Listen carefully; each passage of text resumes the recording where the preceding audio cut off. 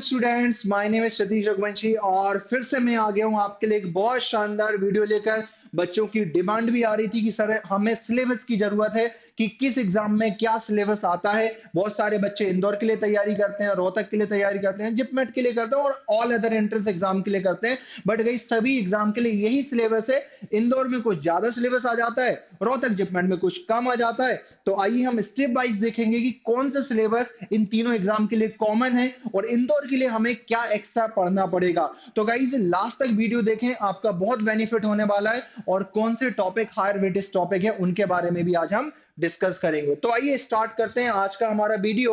तो गाइस यहां पर आईपीमेट इंदौर रोहतक और जिपमेट का ये जो लिखा हुआ है ये तो सभी का कॉमन सिलेबस है। बट ये जो सिलेबस लिखा हुआ है गाइस, कहीं से किसी पार्ट से किसी में ज्यादा क्वेश्चन आते हैं, किसी में कम आते हैं, वो समझना है। तो पहले मैं आपको एक इंदौर के पॉइंट ऑफ व्यू से बात करता हूं। इंदौर के पॉइंट ऑफ व्यू से बात क्या होनी यहाँ पर वो समझे कि सर इंदौर में नंबर सिस्टम आता है। बिल्कुल सर, नंबर सिस्टम बहुत अच्छे से आपको पढ़ना है, हर बार आता है। राइट, पहले तीन चार क्वेश्चन देता था, इस बार शायद 2 से 3 क्वेश्चन उसने दिए थे। तो गई इसका 8 to 10% नंबर सिस्टम का वेटेज रहता है इंदौर में। राइट, पहली बात। दूसरी बात, अर्थमेटिक की बात करेंगे, 7 to 8 क्वेश्चन यहाँ पर अर्थमेटिक के आते रहते हैं। तो अराउंड टोटल क्वेश्चन 45 होते हैं इंदौर में। तो टोटल वो यहाँ पर 7 to 8 क्वेश्चन यहाँ पर देता है, चाहे वो शॉर्ट आंसर में हो और एमसीक्यूज दोनों का मिलाकर। बात समझ में आ रही? तो दोनों का मिलाकर लगभग वो अराउंड 20% यहाँ का वेटेज है अर्थमेटिक का, इंदौर में बात कर रहा हूं मैं। उसके बाद ज्योमेट्री मेंसुरेशन के बिल्कुल सर 2-3 क्वेश्चन आए हैं, 3-4 क्वेश्चन आए हैं, बिल्कुल आए। तो सर ये कितना वेटेज रहता है? सर इसका वेटेज अगर हम बात करें तो ज्योमेट्री एंड मेंसुरेशन का गाइस 10-12% ही रहता है। हर बार कई बार वेरी कर जाता है, लेकिन इतने परसेंट के अराउंड तो रहता है। इस बार जैसे क्वेश्चन की बात करूं, ट्राइंगल्स पे क्वेश्चन पूछे गए थे, हर बार पूछे जाते हैं। मेंसुरेशन पर क्वेश्चन पूछे गए थे, लास्ट टाइम भी पूछे गए थे, इस बार भी पूछे गए थे। और प्रीवियस ईयर का अगर एनालिसिस आप देखोगे तो वहां पर भी पूछे जाते हैं। तो इसका वेटेज अच्छा खासा रहता है, जिसको भी आपको पढ़ना है। राइट, लेकिन अर्थमेटिक गाइस ये अगर आपने अर्थमेटिक कर लिया और एलजेब्रा पार्ट अभी बाद में बताऊंगा वो कर लिया, तो 20% ये और एलजेब्रा वाला पार्ट 30%, तो 50% तो आपका इस तरीके से कवर हो जाता है। बात समझ रहे हैं? तो अभी हम ज्योमेट्री की बात कर रहे हैं, तो इसका वेटेज भी काफी अच्छा है, तो इसको भी आपको इंदौर के लिए पढ़ना है। उसके बाद गई जो डेटा इंटरप्रिटेशन बचा है, यहाँ पर मैं एलआरडीए की बात कर रहा हूँ, सिंपल डेटा इंटरप्रिटेशन की बात नहीं कर रहा। ये जिपमेट के लिए लिखा हुआ है, वो मैं अभी एक्सप्लेन करूंगा। बट अगर हम बात करते हैं इंदौर के लिए तो एलआरडीए आता है। लास्ट टाइम भी एक सेट आया था, इस बार भी एक सेट था और 2-3 क्वेश्चन और थे, तो उन्हें हम एलआरडीआई में ही ले सकते हैं। तो गाइस इसका वेटेज भी आप बोल सकते हो 15% के अराउंड, 12 to 15% के अराउंड बना रहता है। बात समझ में आ रही? तो भाई ये भी इंपॉर्टेंट होता है, कई बार इजी होता है, सॉल्व हो जाता है, कई बार डिफिकल्ट होता है, कंफ्यूजिंग होता है। राइट, तो इसकी भी आपको प्रैक्टिस करनी, ये भी आपके इंदौर के सिलेबस में है। ठीक है सर, ये इंदौर का आपने बता दिया। फिर आप रोहतक का कह रहे हैं, सर रोहतक में भी यही सारे टॉपिक हैं। बट कहीं मैं बोल रहा हूं, कहीं किसी टॉपिक का वेटेज ज्यादा, कहीं किसी का कम है। तो इंदौर तो सभी टॉपिक से दे रहा है, इंदौर तो सभी टॉपिक से दे रहा है। बट अगर हम यहाँ पर बात करें तो इंदौर सबसे ज्यादा कहां से दे रहा है? सर अर्थमेटिक पार्ट से दे रहा है। और थोड़ा सा हम बात करें ज्योमेट्री और डेटा इंटरप्रिटेशन से दे रहा है। डेटा इंटरप्रिटेशन मतलब एलआरडीए की बात कर रहा हूं मैं यहाँ पर। बात समझ गए? ठीक है सर।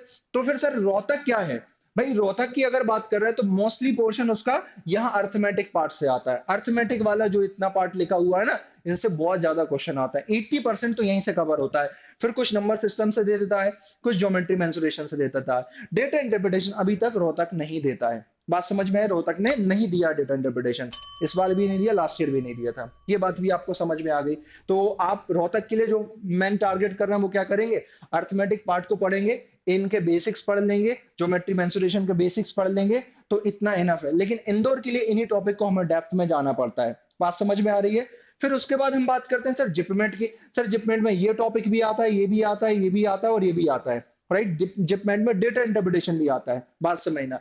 तो जिपमेट में नंबर सिस्टम भी थोड़ा सा आता है, अर्थमेटिक पूरा आता है भाई, पूरा मतलब 80% मान लो, इसमें 80 to 85% आप बोल सकते हो कि सर जिपमेट में इतना आता है। तो हमें अर्थमेटिक भी अच्छे से करना पड़ेगा, ज्योमेट्री मेंसुरेशन की भी आसान आसान से क्वेश्चन होते हैं। और जो डेटा इंटरप्रिटेशन की बात कर रहा हूँ ना मैं गाइस, जो डेटा इंटरप्रिटेशन होता है वो लॉजिकल रीजनिंग में आता है, 2 से 3 सेट आते हैं हर बार। लास्ट ईयर तो 3 सेट आए थे शायद, और इस बार 2 सेट तो पक्का ही थे। मतलब 2 सेट मतलब 4 क्वेश्चन के, तो समझ लो 8 क्वेश्चन के अराउंड यहाँ से आ रहे हैं, और 1 क्वेश्चन 4 मार्क्स का 32 मार्क्स जिपमेंट के लिए मैं बात कर रहा हूँ, जिसमें से 33 क्वेश्चन वहां पर लॉजिकल रीजनिंग में, तो 8 से 10 क्वेश्चन तो आपको यहीं के डेटा इंटरप्रिटेशन में मिल गए। तो इस पर बहुत ज्यादा फोकस करना, अगर आप जिपमेंट के लिए कर रहे हैं तो डेटा इंटरप्रिटेशन एंड अर्थमेटिक पर आपको बहुत ज्यादा फोकस करना पड़ेगा। आई होप कि ये क्लियर हो गया होगा। हाँ, ये भी आता है, ये भी आता है, बट अर्थमेटिक, नंबर सिस्टम और डेटा इंटरप्रिटेशन जिपमेट के लिए बहुत ज्यादा इंपॉर्टेंट होने वाला है। ओके गाइस, तो देख लेते हैं, ये मैंने कॉमन सिलेबस की बात की कि इंदौर का, रोहतक का और जिपमेट का कॉमन सिलेबस क्या होने वाला है, राइट। तो ये कॉमन सिलेबस था, अब कंफ्यूज नहीं हो गए मुझे लग रहा है। मैं थोड़ा साइड हट जाता हूँ, फिर मैं नेक्स्ट की बात करता हूँ। सर, इंदौर के लिए और क्या एक्स्ट्रा आता है? गाइस, अभी इंदौर के लिए पूरा लास्ट स्लाइड में कवर नहीं हुआ, एक्सक्लूसिवली फॉर आईपीमेट इंदौर के लिए मैं बात करता हूँ। तो यहां पर गाइस अलजेब्रा आता है। अलजेब्रा का वेटेज कितना है सर? सर 30% है, 30% है। अगर आपने अर्थमेटिक, नंबर सिस्टम और अलजेब्रा कर लिया तो आपके एग्जाम तो निकल ही जाता है। बात समझ रहे? अलजेब्रा में क्या होता है sir? Polynomials, basic algebra, linear equation, one variable, two variable, quadratic equation, determinants, functions, graphs पढ़ना पड़ता है, inequality, logarithm, sequence and series, ये सब आपको वहां पर पढ़ना पड़ेगा। बात समझ में आ रही?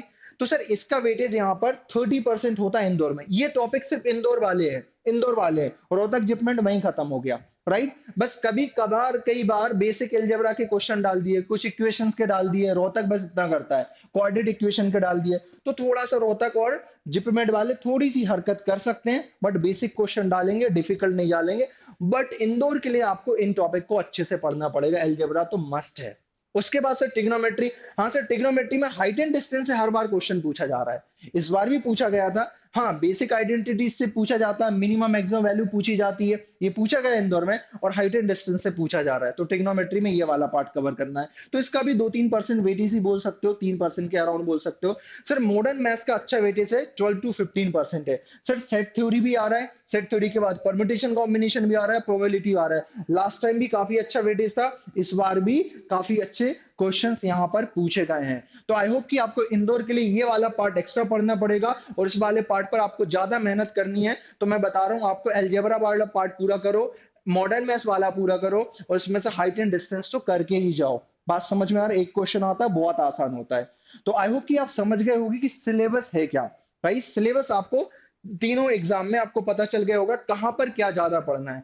कहीं सब्सक्राइब करें, यहाँ पर बारकोड स्कैन कर सकते हो, आप डायरेक्ट टेलीग्राम चैनल ज्वाइन कर सकते हो फॉर रिवीजन नोट्स, अल्टीमेट वो के प्रैक्टिस हो जाएगी, रेगुलर क्विज हो जाएंगी, पीवाई क्विज और मॉक टेस्ट, ये सब आपको यहाँ से एक्सेस कर सकते हो। तो आप टेलीग्राम को इस क्यूआर के थ्रू स्कैन करके ज्वाइन कर सकते हो, और जिसे भी बात करनी है हमारा कॉन्टेक्ट नंबर है, राइट। और ये टेलीग्राम, इंस्टा और सब कुछ है, आप ज्वाइन कर सकते हो। आई होप कि आपको सिलेबस कम वर्ड्स में बहुत अच्छे से समझ में आया होगा। मैंने ज्यादा बातें नहीं की, बहुत कम वर्ड्स में आपको सिलेबस समझाया। तो guys, all the best for your preparation, और हम आपके साथ हैं। यूट्यूब पे और भी सेशन लाएंगे, और आगे के जो मेरे सेशन होंगे, या फिर जो भी फैकल्टी जिस भी सब्जेक्ट के सेशन होंगे, आपके लिए बेनिफिशियल होंगे। तो प्लीज देखना ना भूलें। Thank you so much guys.